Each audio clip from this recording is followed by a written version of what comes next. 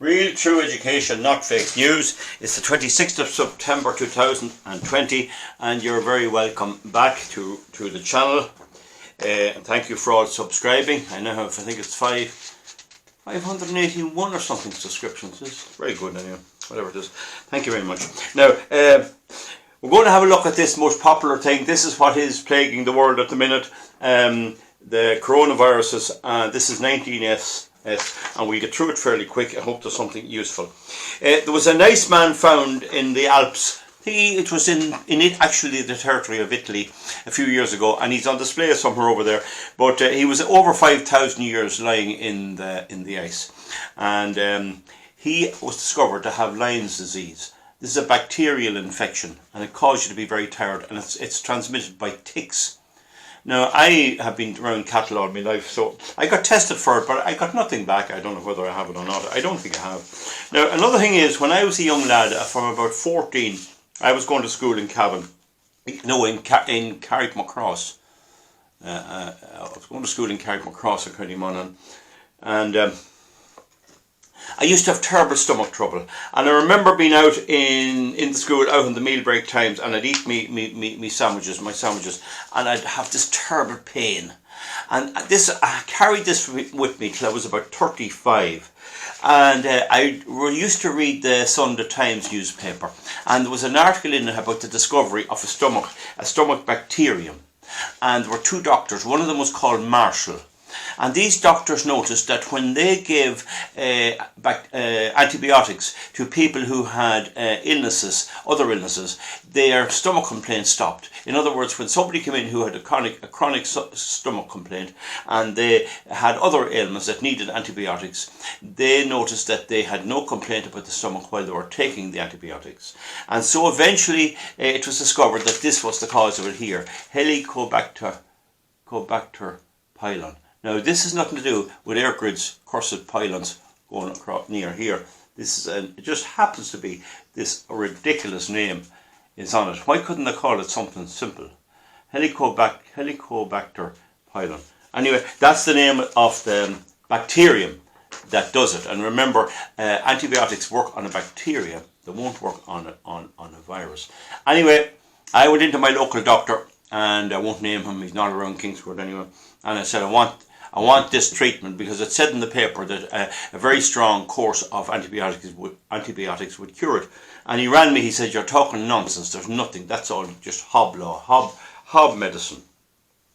So I went into another doctor, a man, and I said, how much is your fee? He says, it's £20. Why do you ask me that, he says. I said, I want a reference to get an endoscope done for Helicobacter pylon. He says, well, why do you approach me in this way? I said, I'm after being refused by your colleague, another doctor. And what's your symptom? Told him, suffering from this for 20 years. Eat a nice meal at night, or maybe go to a party, or go somewhere, or go to a function, and I'm up the whole night with a terrible pain. I can't take a drink, I can't do anything. I'll send you, no bother. And he sent me. And I was reeking with that bacterium. I got the thing, I got the antibiotic, I took it, and I never looked back.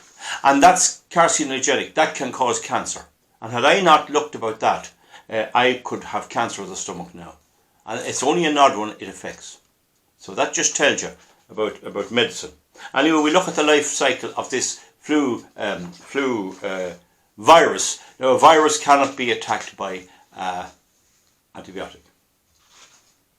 The first thing happens when you get your digestive system goes a bit astray. Now, remember, we're getting viruses all the time and we're handling them. They're only just minor things, but our digestive system goes a wee bit funny, and it goes a good bit funny. And you either have constipation or diarrhea or a mix of both, or something wrong anyway. You know very soon your daily motions are not what they should be.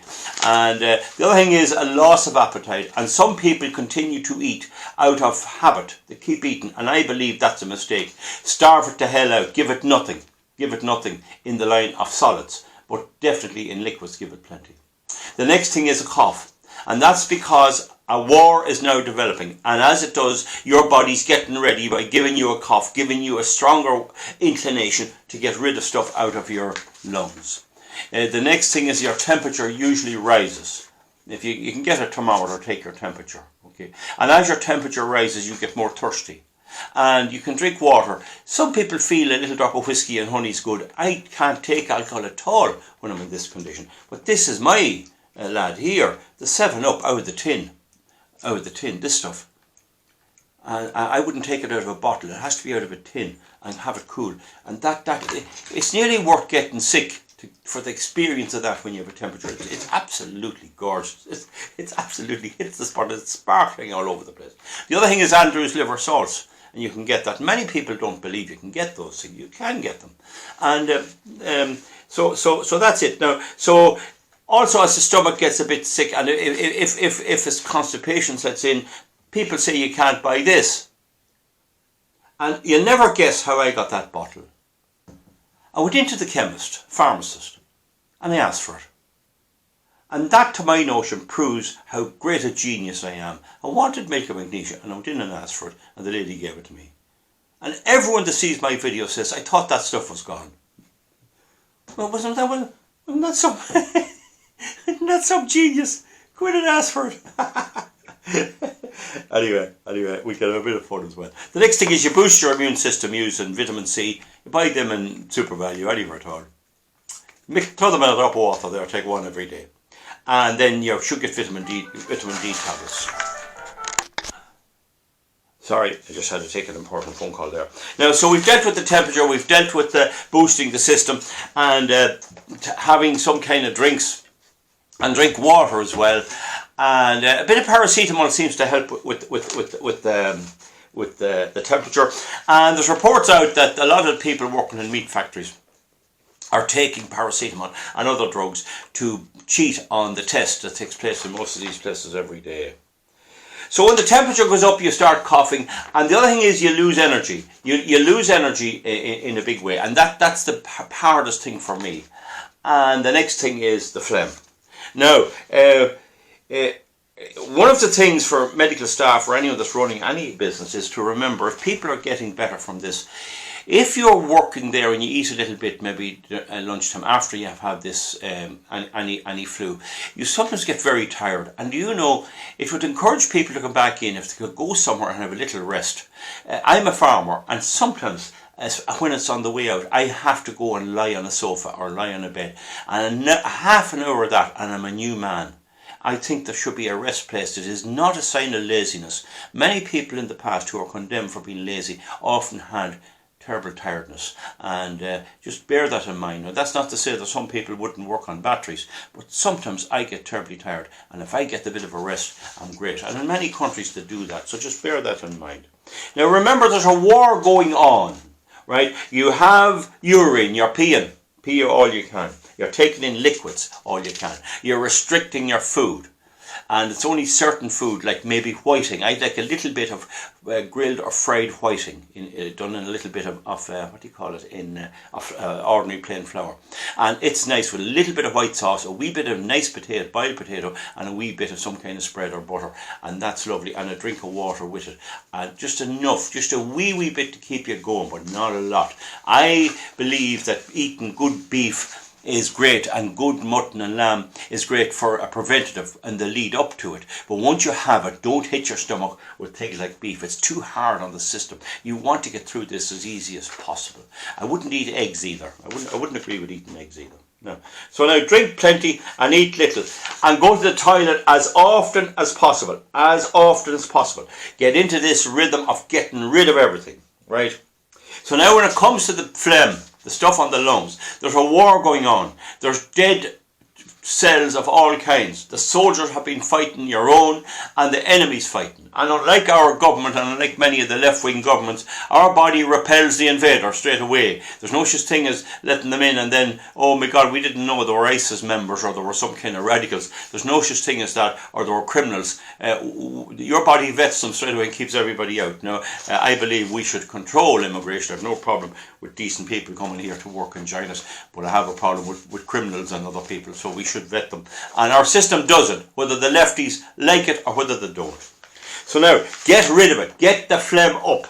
right? And the best way to do that, if you're able to get out at all, even you're sick in bed, get out in your pajamas if it's not raining, and go with the wind in your back, and get it up. Lean on a gate or lean on a fence, a wooden fence. Get it up. Get it up. Get it out. Have a policy of getting rid of it. The more your body produces this phlegm, the more and the more it gets rid of it, it's working right. Because that's why you have a cough in the first place. A cough is your body giving you a mechanism to get this stuff up. And it's the shape and awful ugliness of it, and its stickiness that has to be like that so that it carries the dead cells up. If it were like water or milk, it wouldn't carry the dead cells up. You get rid of the water and you wouldn't get rid of the dead cells. It has to be sticky. That's an ugly thing. And the best place for it is out on the clay, out on the ground. But anyway, get rid of it. And that's why they try to do these mass businesses, which are a bit stupid really, but certainly what's coming up is still somewhat infectious, and the dead cells are in there, and perhaps a few live cells as well. So if you can support yourself on something, if you're in bed at night, if you can lean over the side and have something to cough into, or a bucket or something, and you can't wash it because it's so sticky, it's horrible stuff. Anyway, you don't want it in your body if you can get it, and you're helping your body getting it up as much as you can. Burn tissues in the fire or flush them, and of course a lot of people are not allowed fires nowadays. That's the way we're gone. A lot of flats and they have no way of burning anything. I just feel sad for people. And I hope you win the battle. I hope you win the battle. Now, one of the things about it is with men, and as men get it, I don't know anything about women at all, but as men get it, partners may notice that they're full of beans. They're full of beans. Fellas that were, old lads and young lads that were quiet, and they wouldn't know they were around the place, they start getting full of beans. Their metabolism is coming up, and it reflects in their masculine urges and all that. So if you're a woman or whatever, or a partner of any man that's coming out of it, and he starts to get a bit strong on himself, my advice is, well, if you don't give in to it and you're sleeping with him, you'll get no sleep. He'll be annoying you the whole night. You're as well let him give him a go anyway and get him to hell to sleep. Otherwise, you'll be up the whole fucking night with him. So that's my advice. Get it over with early because he'll be strong on himself, because his body is recovering. It's a great healthy sign then, and you know he's on the way to recovery. So that's it. I don't know how it affects women. Maybe somebody put a note underneath and we'll see that. So now Leo Varadkar was our Prime Minister, our Taoiseach, and the one thing about him was he was a doctor. He was a doctor. He has medical training. So that was a plus. I have no time for him. He's no left-wing fella, but he was a doctor. We have another fella called Micheál Martin.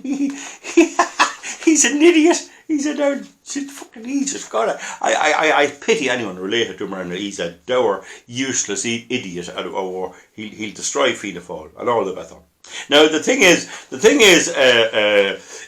what have I written here? Now, so I've said that. Now, of course, we're a nanny state. Now, I have met a man the other day who's 66, and he has a son, and the son cannot be more than 44, 43. And he got this coronavirus, and he spent a month in a Dublin hospital. So it can hit people, and there are young people dying. What happens is there's a small percentage of people to whom this is very, very dangerous. That's the fact, and most isn't. And that's the key to handling it. But it's mostly effective for old people. And it puts us this awful situation. To what extent do you go to protect those? You see, nature doesn't use any kind of political correctness or anything else. Now, so there's the effect on the economy. And we all know there's something big coming down with this. I mean, how could this be possibly paid for? I mean, is it worth saving lives if there's nothing for it? I mean, I produce food. I have to get a certain price for my food and a little bit of a grant. If I don't get that, I can't continue to produce food. I can't go on.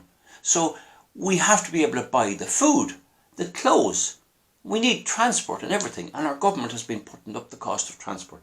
So we need that. But the thing about it is, it looks like Ireland and Britain are on the same course. So if there's a downfall in Britain, it looks like there'll be a downfall in Ireland, and even worse. But the funny thing is about the United States, if Trump wins, his attitude, now it must be said that no country is gung-ho on this. Every country has some kind of trying to work on it, and no problem there. I wouldn't fault them for that, because a lot of people like me, I wouldn't bother, don't bother locking down, they'll be alright. We can't adopt that attitude either now. But the thing is that the USA has, with the Republican Party, is more in favour of opening up the economy, whereas the left-wing Democrats are more in favour of keeping it locked down. Now, the thing about it is, if what we're hearing, our government's plan is to keep us locked down for 2 or 3 years, if that's what we're talking about, that this is going to go on maybe for a year or 2 years or 3 years, then in my honest opinion, that will kill the European economy and put us back to the Ice Age. The Greens are going to get their way. There'll be no burning of fuel, there'll be no industry. We'll be back to digging potatoes and all of this sort of stuff. The USA, if it gets away with the plan they're doing, and if Trump gets re-elected, I don't know will he or not, but if he gets re-elected, he'll be more in favour of opening up. And if the Republicans do well out in the states and the governorships and the local governments and the Senate and the House and all that, if they do, you're going to see a more opening up, whether that works or not. But if it does work, and it probably will work, because there's 200,000 dead there onto it. But then, are they really dead from COVID? I mean, if you test positive and you get run over by a bus at the minute in Ireland, you're put down as COVID. So what is really a death from COVID? The overall deaths has not gone up, and I'll know in a couple of months by the Central Statistics Office, the overall death rate has not gone up. That's clear to be seen. Now, meanwhile, ordinary illnesses are going on. There's still the same amount of people with cancer. I know a couple of them at the moment. You'll see people dying. You'll hear in your community such a one is dead from cancer, young men and young women. And you'll hear all this, and young mothers, and it's very sad. And you'll hear the heart attacks, and you hear all that. And of course, the suicide rate has gone through the roof. So this is a question of counting. It's not a question of morality. It's a question of counting and balancing, because you have to count. If you were to never take a risk, you'd never go outside the door. Now, if it's a case that the government here decides to shut us down any longer than maybe another month, in my opinion, we're finished. We're finished. That's it. It's good night, Irene. And all we can do is knuckle down. And I'm a bit old to emigrate at this stage. I don't know what I'll do. And we have no education. The education system is now producing young idiots. And I'm very disappointed. I produced videos there for young people to see will there be any uptake on mathematics and things, which is great stuff to know. And nobody bothers looking. Nobody bothers. So there you are. They only take education from the state. And that's a great pity, because you learn a lot more in education from other sources, including outfits like me. And it's a great, great pity that that's the case. So there'll be no future here then. No future. Because we won't be able to pay us. Doctors, nurses, teachers, there'll be no money to pay us. So the only option is head for the Big Apple, head for America. And that's what's going to happen. The American economy could undergo a great boom with all this manufacturing brought back, and the entire change around that President Trump has brought in, where you do it yourself and where you have pride in your country and all of this. That is creeping back. You can see it there in his rallies. If he wins, you're going to see 4 more years of that, and probably another 8 and longer with someone else like him. And that means that America is going to boom, and they're going to produce all the paint used in Europe, and they'll produce a lot of fine goods and great quality material, and even food. So there's nothing for us here. So youngsters can only do one thing, and that's head there if they're allowed in. And I'd say there will be, because we're highly skilled. So when you're choosing a career, look towards that. Look towards manufacturing and things like that. And I know people who did do things like design and engineering and inventing and all that, and they're well employed in America. It's sad that that's the way, but our government will destroy us. They were going to destroy us anyway, but this will really put the tin hat on it. So now back in Wuhan, and I'm going to show you a film of this. In Wuhan in China, I want to just stop the camera. Now, I'm sorry earlier there I stopped the camera because I took an important phone call. But here is an article from Mark Murray on RTE of all things. There, China, they're getting back to normal, okay? So here are the young Chinese out on the town, having a good time. Here they're at the disco, a bit of boogieing. And here, of course, we have signs of what I said earlier. This is in Wuhan. This is where the actual virus started, in Wuhan province in China. And here we have a young couple, and it looks to me like what's happening there is nature is taking its course, and what we're having there is, won't be long till there'll be a few babies on the job, and as they grow up, they'll not even remember what COVID-19 was. That's life. That's life. That's the human condition.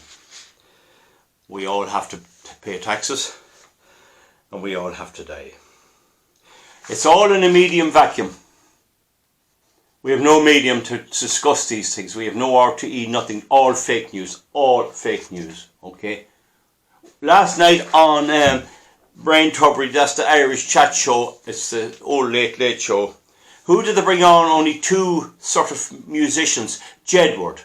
Edward and something else. Jedward. And they gave us a good lecture on the importance of complying with government regulations. And they also had, I think, Dr. Fossey from America on. But Jedward, imagine that. In other words, if we bring on Jedward, the people will say, oh, these are somebodies. They're absolutely nobodies.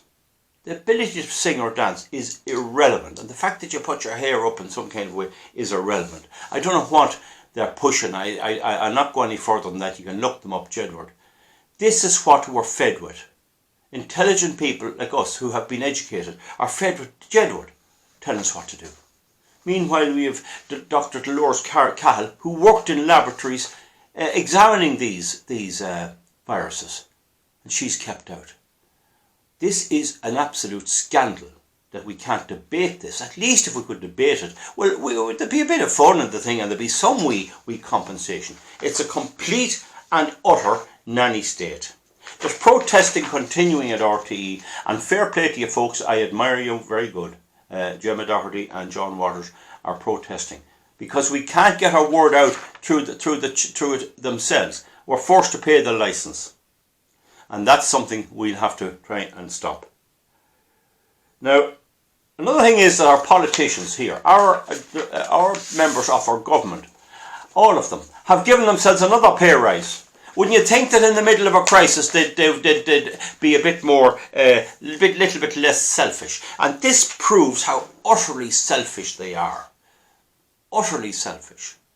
Giving themselves a pay rise. Do I need to say any more?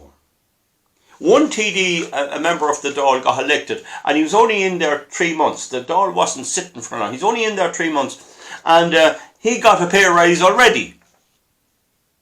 Meanwhile, people are facing the toughest economic crisis in history.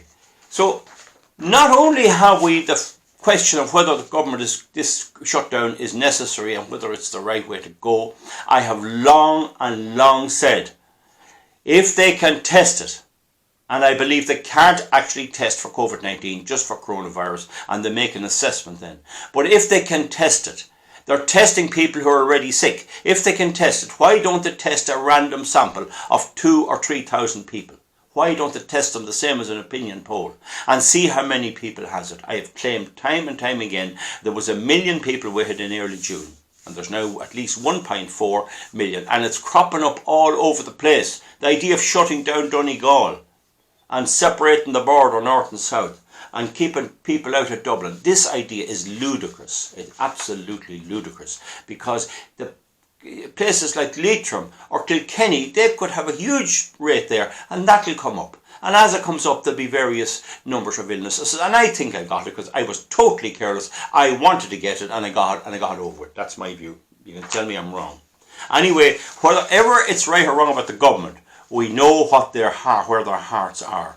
The airplanes are flying in and out to Dublin, but also the migrants are coming into Britain by the boatload, day in, day out. The migrants are coming into Ireland by the boatload, day in, day out. So this never stops. There's no such thing as stopping any of this. They're infatuated with this. And we have a left-wing government.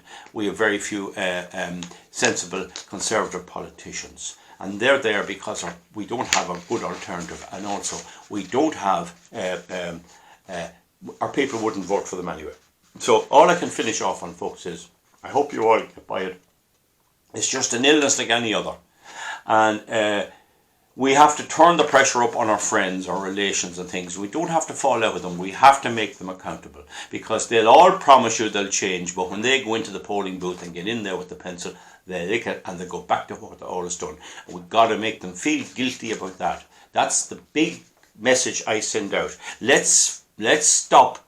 Let's not forgive those who put us in this situation. And they're our own friends, our own neighbours, members of our own community. And let's start saying, here, here, here, this has to end. And it is slowly ending. It is slowly ending. And of course, the other parties, like the Freedom Party and the Irish National Party, and those, they don't have a proper viable alternative. And we're working on that. And I'm trying to see what can be done on that. So folks, that's the story there. You can't have a free-for-all either. There's big questions about products that's in those face masks. I mean, they're stopping your system getting rid of its waste. Don't forget where waste comes from. Your waste goes out from your urinary tract, when you pee, from your digestive system when you do a number 2, from your lungs when you put up phlegm, and from your breath. Once you exhale, you're getting rid of harmful materials and things your body don't want. That's what exhaling is. You get rid of the air and chemistry you don't want. And when you put a mask, you're bringing that back in. And what effect is that going to have as well? The real problem is we are not allowed to debate. Those who have good, solid advice on this are not allowed to get it out on the media. That's the crime. That's what we have to oppose, and that's what we have to do something about. Meanwhile, that's it, folks. A long video. I think there's a few other things I have to bring in, but I'll put them down underneath if I forget anything. And we'll see you then, and we'll welcome back. I think it's time now to give a rest to this and let the matters settle. The economic cost of this worries me greatly for all the friends and everybody. It was already very bad. Maybe to be some good, maybe to stop money going to these windmills. I was kept awake last night. I got 4 hours sleep with the rattles of them outside here, and the night before the same. Maybe that would be a blessing in disguise. We don't know, but let's prepare for it. If you're a young person, why on earth would you stay in Ireland? What's there? What is there? More than any state. And then if anything happens in the future, 4 years down the line when you're paying your mortgage and you have a business, they'll do this again. Just think about it. That's all I can say. Folks, goodbye. And I'm sorry for the phone call in the middle of it, but I had to leave my phone on. So we'll see you then, and we'll see you back with something else. And thank you very much.